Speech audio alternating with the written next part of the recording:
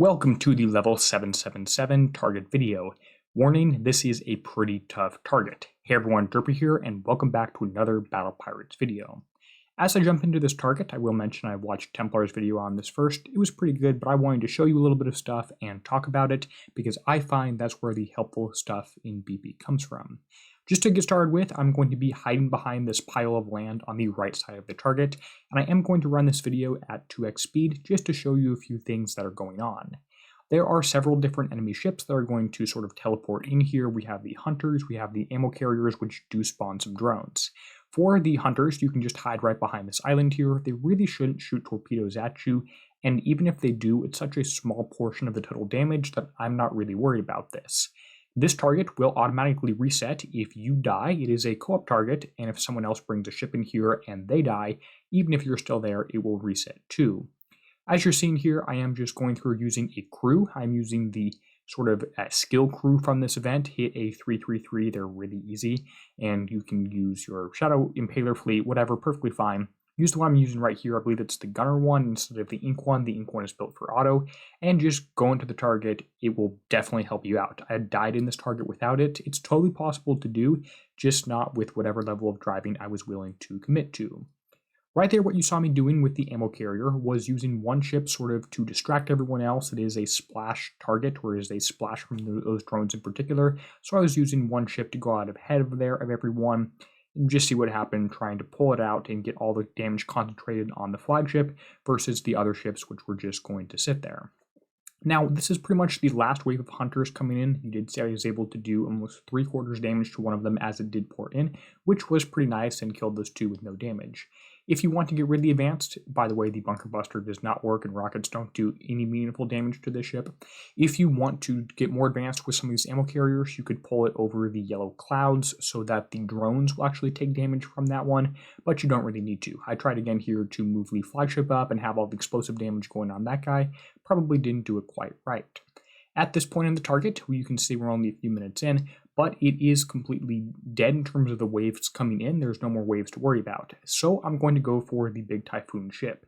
It does have a large missile or rocket, or it's some sort of explosive mortar probably, that is coming up and doing some damage behind me. You just want to try to generally stay moving to avoid that. But more worrisome, we have the Typhoon, which is spitting out a torpedo, and it does this quite regularly. Unfortunately, those torpedoes, which are the smart torpedoes, which means they're going to track you, do not despawn the entire target. Every single time it fires, that torpedo just stays coming around and stays going for you, which makes it really, really hard to get any sort of meaningful low damage on this target because there's so many torpedoes in here. Actually, I pretty much like the target because you only need to hit 5 of them to get the skin. I wish they had something like this in the raid for 10 million points, so you wouldn't have to do 100 of the regular targets, but that is a different story. Just try and weave back and forth and don't get hit. You saw me run through the bat wings there, probably not the best idea. There are a lot of torpedoes in here, and I don't do the greatest job missing some of them. I maybe even drive into some pretty obvious ones. If you were not using this crew that came with the ship, or for some reason you want to try it without that, by the way, the one I'm using literally doubles the damage I do, so it's fantastic. You probably want to use something like Sea Serpents just so you can try to use your turn speed to avoid the explosive torpedoes just a little bit better. But I will warn you and say that I died trying that. Steelheads might not be a bad option, and there you saw about 4 torpedoes hit me at once.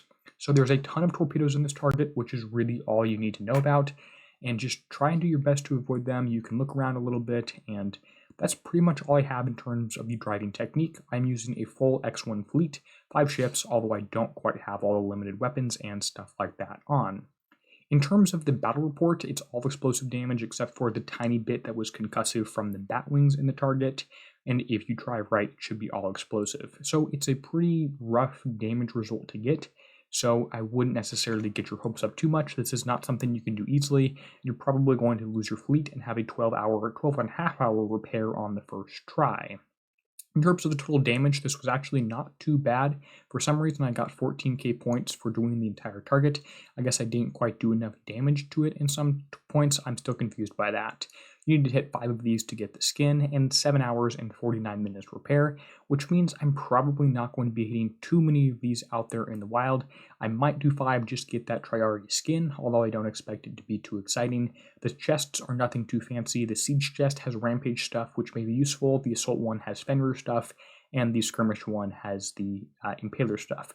There's the fleet, there's a build. I hope you enjoyed the video, and with that said, thank you to those folks whose name appear on the end screen now. They're helping keep the channel around. With that said, and until next time, this is going to be Derpy signing out, helping you be the better pirate.